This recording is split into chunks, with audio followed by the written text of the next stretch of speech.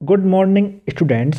आज हम बात कर रहे हैं बीएससी प्रथम वर्ष के ओसिलेशन एवं वेव की बुक से। टॉपिक का नाम है व्यतिकरण। इससे पिछले वीडियो में हमने अध्यारोपण का सिद्धांत और अध्यारोपण के सिद्धांत का गणितीय व्युत्पन्न पढ़ा था। आज हम बात कर रहे हैं व्यतिकरण इंटरफेरेंस की। देखिएगा, व्यतिकरण तरंग गति का एक महत्वपूर्ण लक्षण व्यतिकरण की परिघटना है। जब दो या दो से अधिक तरंगें आकाश में एक ही समय में परस्पर अध्यारोपित होती है तो व्यतिकरण की परिघटना होती है। जब एक ही आवर्ती की दो आवर्त तरंगें जिनके मध्य निश्चित कला संबंध है एक ही माध्यम से समकालिक संचरण करती है तो किसी बिंदु पर परिणामी तरंग की तीव्रता दोनों अलग अलग तरंगों की तीव्रताओं के योग से भिन्न होती है और यह व्यतिकरण कहलाता है। ये इस कारण से होता है कि प्रेक्षण के प्रत्येक बिंदु पर ये अध्यारोपित तरंगों के बीच कलांतर यानी कि फेज डिफरेंस उन तरंगों के मध्य पथांतरणी पथ डिफरेंस पर निर्भर करता है। परिणामी आयाम किसी एक तरंग के आयाम से अधिक या कम हो सकता है। जी हाँ, ये स्पष्ट है कि यह तीव्रता यानी कि इंटेंसिटी, इसको आई से लिखते हैं, I is directly proportional to amplitude का स्क्वायर यानी आयाम का स्क्वायर होता है का आकाश में वितरण है। तो इस वितरण को हम व्यतिकरण पैटर्न इंटरफेरेंस पैटर्न कहते हैं। ओके, ध्यान दीजिएगा कि समान आयाम मतलब लगभग समान आयाम स्थिर कलांतर और समान आवर्ती वाली दो प्रगामी तरंगें जब एक ही दिशा में समान वेग से संचरण करती है, माध्यम में संचरण करती है, तो उनके अध्यारोपण यानी सुपरपोजिशन से माध्यम के किसी एक निश्चित कण पर अधिकतम अथवा न्यूनतम आयाम उत्पन्न हो सकता है, जो आप डायग्राम में देख पा रहे हो। ठीक है, इस प्रकार से एक ही दिशा में चलने वाली दो समान तरंगों द्वारा माध्यम के किसी बिंदु पर अधिकतम अथवा न्यूनतम आयाम उत्पन्न होना व्यतिकरण कहलाता है।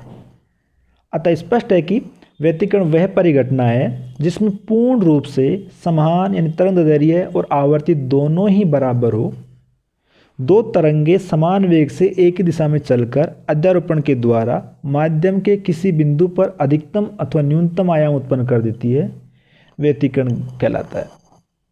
जबकि व्यतिकरण घटना में दोनों तरंगों का आयाम पूर्णतः बराबर होना नितांत आवश्यक नहीं है। ठीक है, बट विनाशकारी व्यतिकरण घटना में परिणामी आयाम शून्य प्राप्त करने के लिए अध्यारोपण करने वाली दोनों तरंगों का आयाम पूर्णतः बराबर होना चाहिए।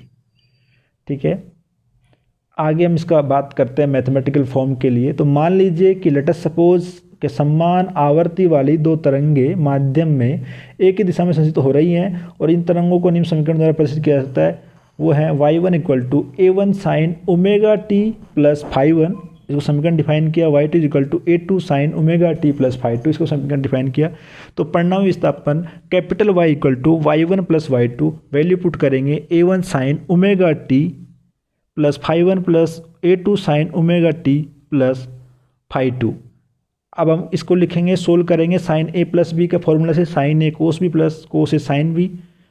ठीक है, तो वैल्यू पुट कर a1 sine omega T plus a1 sine omega T cos phi one plus cos omega T sine phi one plus a2 sine omega T cos phi two plus cos omega T sine phi two. ठीक है, इसको और solve करते हैं, sign omega T common लेते हैं तो a1 कोस फाई1, ठीक है, a1 कोस फाई1 प्लस a2 कोस फाई2 और प्लस कोस ओमेगा टी को लेते तो a1 sine phi one plus a2 sine phi two या a2 भी लिखाना था।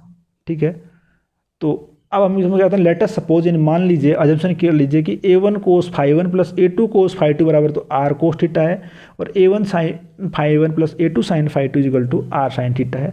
तो क्या होगा, इनको समीकरण डिफाइन कर दिया तो ये वैल्यू पुट करेंगे जब हम यहाँ पर, तो y इज इक्वल टू क्या होगा, y इज इक्वल टू होगा r साइन ओमेगा टी, ठीक है, और cos theta plus r cos omega T sine theta. इसमें इसको आप ले सकते हो r कॉमन लेके, sine omega T cos theta plus cos omega T sine theta, इसको साइन a प्लस बी से लिख सकते हैं, sine a cos B plus cos sine B, और a यहाँ होगा साइन ओमेगा टी और b होगा थीटा। तो यानी y is equal to r sine omega T plus theta, तो ओमेगा टी भी आएगा यहाँ।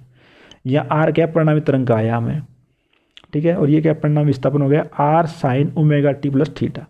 ठीक है।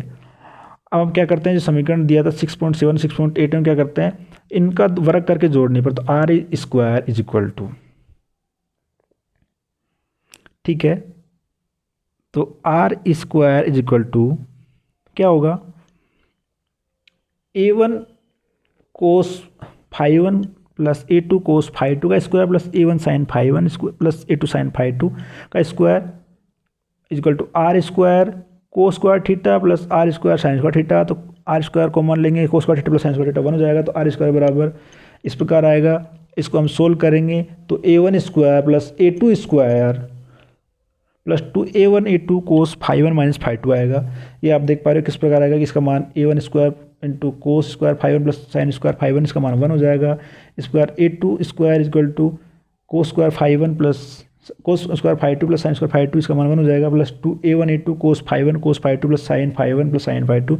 और ये फॉर्मूला होता है कोस A माइनस बी का, cos A cos B plus sine A sine B, ठीक है। तो जो हमारा आर स्क्वायर हुआ, जो आयाम चल रहा था परिणामी तरंग का आयाम, उसका स्क्वायर क्या होगा, R square equal to A1 square plus A2 square plus 2A1 A2 cos five one minus five two, ठीक है।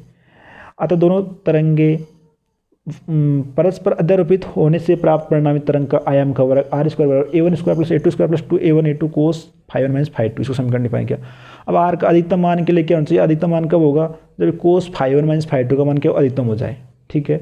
तो R maximum square equal to A1 square plus A2 square plus 2A1 A2 और cos five one minus five two का maximum. अब हम पता है कि आर के अधिकतम मान के लिए कोस फाइव वन फाइव टू का मान अधिकतम होना चाहिए, और जो कोस थीटा का अधिकतम मान क्या होता है 1 होता है। तो cos five one minus five two equal to 1, और तब क्या होगा phi one minus five two बराबर 2n पाई, जब n इक्वल टू 0 1 2 3 पूर्ण संख्या है। तो मतलब जब हमारा फाइव वन फाइव टू का मान क्या होगा, 0 होगा, पाई होगा, 2 पाई होगा, 4 पाई होगा, 6 पाई होगा, यानी जो सम संख्याएं वाली होंगी, ठीक है, तो होगा। और जब five one minus five two का मान -1 हो, तो ये क्या होता है, कोस थीटा के लिए न्यूनतम मान होगा, तो ये आर मिनिमम होगा। और इसका -1 कब होगा, जब इसका मान five one minus five two equal to 2n minus one into pi हो, या n एक पूर्ण संख्या है, ठीक है। तो स्पष्ट है कि परिणामी आयाम का मान अधिकतम तथा न्यूनतम होने के लिए दो तरंगों के कलांतर फाइव फाइव टू का मान क्रम से 2n पाई अथवा 2n माइनस 1 पाई होना चाहिए। अधिकतम आयाम के लिए 5 5 2 कलांतर 0 2 पाई 4 पाई 6 पाई, न्यूनतम आयाम के लिए कलांतर 5 5 2 बराबर पाई 3 पाई 5 पाई 7 पाई डॉट डॉट। इस प्रकार आर स्क्वायर मैक्सिमम बराबर A1 square plus A2 square plus 2A1 A2 is an equal to A plus B का स्क्वायर, यानी A1 square plus A2 square plus 2A1 A2, तो यानी A1 प्लस A2 का square.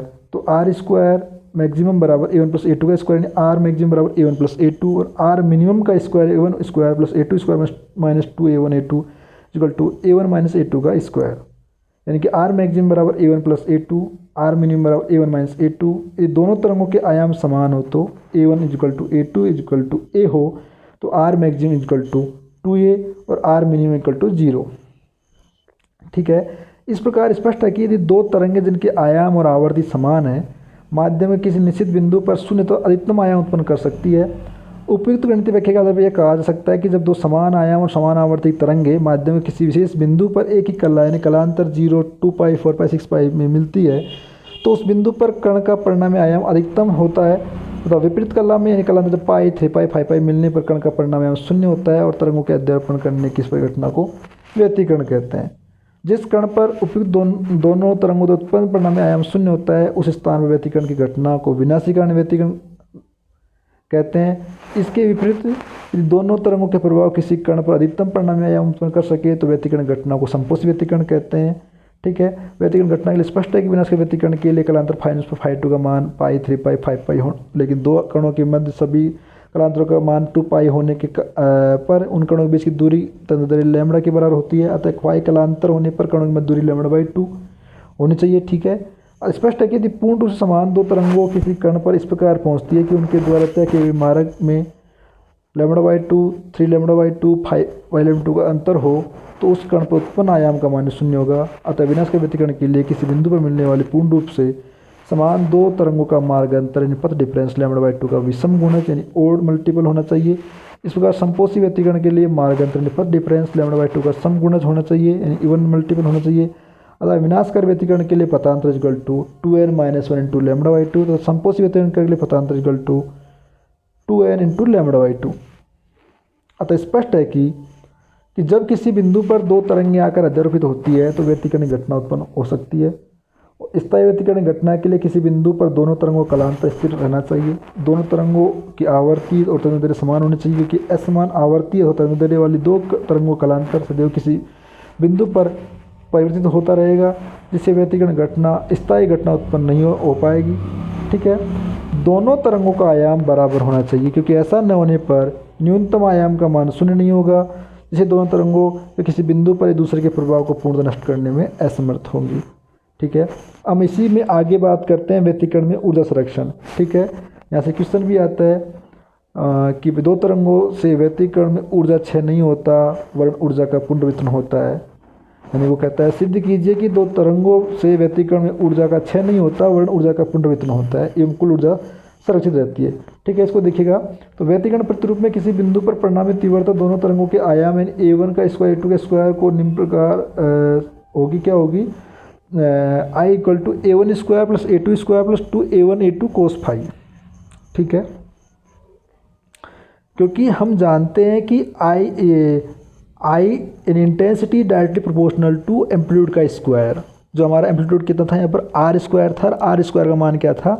A1 का square plus A2 का square plus 2A1 A2 cos phi. ठीक है। Phi दो तरंगों के मध्य उस बिंदु पर कालांतर एवं I तीव्रता है। फाई बराबर 0 एवं फाई बराबर 2 पाई परास में उसकी तीव्रता है। तो क्या होगा? चूँकि हम सिद्ध करना चाह रहे हैं तो I इक्वल टू 0 से 2 pi I D phi is equal to 0 से 2 पाई डी फाई, यानी कि माध्य इंटेंसिटी निकाल रहे हैं हम। ठीक है। तो 0 से 2 पाई इसका वैल्यू पुट करेंगे A1 square plus A2 square plus 2A1 A2 cos phi D phi divide by 0 से 2 पाई डी फाई। इसको जब सोल्व करेंगे हम तो A1 का स्क्वायर फाई प्लस A2 का square phi plus 2A1 A2 और साइन फाई और 0 से 2 पाई फाई करेंगे 0 से 2 पाई। सोल्व करेंगे तो क्या होगा? A1 का स्क्वायर प्लस A2 का square into 2 pi divide by 2 pi cut जाएगा तो A1 square plus A2 square यानी I1 square plus I2 square यानी I is equal to I1 का स्क्वायर प्लस I2 का स्क्वायर। इससे क्या स्पष्ट हो रहा है? इससे स्पष्ट हो रहा है कि औसत तीव्रता दोनों तरंगों की अलग अलग तीव्रताओं के योग के बराबर है। अतः तात्पर्य यह हुआ कि जो भी ऊर्जा निम्निष्ट पर विलुप्त प्रभावित होती है वह वास्तव में उच्चिष्ट पर विद्यमान होती है। अतः व्यतिकरण में ऊर्जा का क्षय नहीं होता, केवल ऊर्जा का पुनर्वितरण यानी रीडिस्ट्रीब्यूशन होता है। तो ये इंपॉर्टेंट चीज़ है यहाँ अगेन कि भाई सिद्ध कीजिए कि दो तरंगों से व्यतिकरण में ऊर्जा का क्षय नहीं होता वरन ऊर्जा का पुनर्वितरण होता है। तो आपको ये सब करना पड़ेगा। तो इस प्रकार आज के वीडियो में हमने बात किया था व्यतिकरण के बारे में, व्यतिकरण की सबसे पहले परिभाषा को जानने की कोशिश की और इसके बाद में हमने इसके कुछ गणितीय जो मैथमेटिकल्स का रूप है उसको देखा और जो परिणामी आयाम है R square equal to A1 square plus A2 square 2 को A1 A2 cos phi 1 phi 2। अब इसके अधिकतम मान के लिए फाई 1 फाई 2 का मान कोस फाई 1 माइनस फाई 2 का मान 1 होना चाहिए। तो इसके लिए फाई 1 माइनस फाई 2 का मान 2n पाई और जब इसका मान न्यूनतम के लिए फाई 1 माइनस फाई 2 का मान 2n माइनस 1 पाई होना चाहिए। तो इस प्रकार इसका जो कलांतर अधिकतम आयाम के लिए कलांतर 0 2 पाई 4 पाई 6 पाई, न्यूनतम आयाम के लिए कलांतर पाई 3 पाई 5 पाई 7 पाई हुआ। इस प्रकार R मैक्सिमम जो इसका था उसका मान A1 प्लस A2 आया, R मिनिमम का मान A1 माइनस A2 आया। और एक कंडीशन और जब दोनों तरंगों का आयाम समान हो तो R मैक्सिमम 2A और R मिनिमम 0 होगा। इस प्रकार हमने इसके बारे में बात की और हमने संपोषी व्यतिकरण और विनाशी व्यतिकरण को भी देखा, ये कंडीशन इसी पर डिपेंड करता है। और हमने इसके बारे में व्यतिकरण के लिए जो आवश्यक कंडीशंस है कि भाई स्थायी व्यतिकरण की घटना के लिए किसी बिंदु पर दोनों तरंगों का कालांतर स्थिर रहना चाहिए, दोनों तरंगों के आवर्ती तरंग समान होने चाहिए और दोनों तरंगों के आयाम बराबर होने चाहिए, क्योंकि ऐसा न होने पर न्यूनतम आयाम का मान शून्य नहीं होगा और जिस दोनों तरंगों के बिंदु एक दूसरे के प्रभाव को पूर्णतः नष्ट करने में असमर्थ होंगे। और इसके बाद जो इम्पोर्टेंट चीज़ थी कि भाई दो तरंगों से व्यतिकरण में ऊर्जा का क्षय नहीं होता है, यानी कि एनर्जी कंजर्वेशन इन इंटरफेरेंस की बात की। तो ऐसे क्वेश्चन भी आता है कि भाई व्यतिकरण में ऊर्जा का क्षय नहीं होता वरन ऊर्जा का पुनर्वितरण होता है। तो इसको भी हमने सिद्ध करके बताया और सिद्ध में ज़्यादा कुछ नहीं, क्योंकि हम पता होता है कि I intensity directly proportional to amplitude का square I is equal to directly proportional to R square. तो I is equal to A1 square plus A2 square plus 2A1 A2 cos phi. और ये पता ही है कि भाई फाई या दोनों तरंगों में इसका बिंदु कलांतर है, I तीव्रता है, फाई का मान 0 से 2 पाई के वेरी कर रहा है। तो इसकी जो आपकी औसत तीव्रता होगी यानी कि एवरेज इंटेंसिटी आई होगा 0 से 2 पाई आई डी फाई, इंटीग्रेशन 0 से 2 पाई डी फाई सोल्व किया तो I equal to I1 plus I2 आया। तो ये स्पष्ट करता है कि औसत तीव्रता दोनों तरंगों की अलग अलग तीव्रताओं की योग के बराबर है। अतः जो भी ऊर्जा निविष्ट है पर विलुप्त तो प्रतीत होती है, वास्तव में उच्चिष्ट पर विद्यमान होती है। अतः व्यतिकरण में ऊर्जा का क्षय नहीं होता है, केवल ऊर्जा का पुनर्वितरण होता है। तो इसके अगले वीडियो में आगे जानने की कोशिश करेंगे। धन्यवाद, थैंक यू।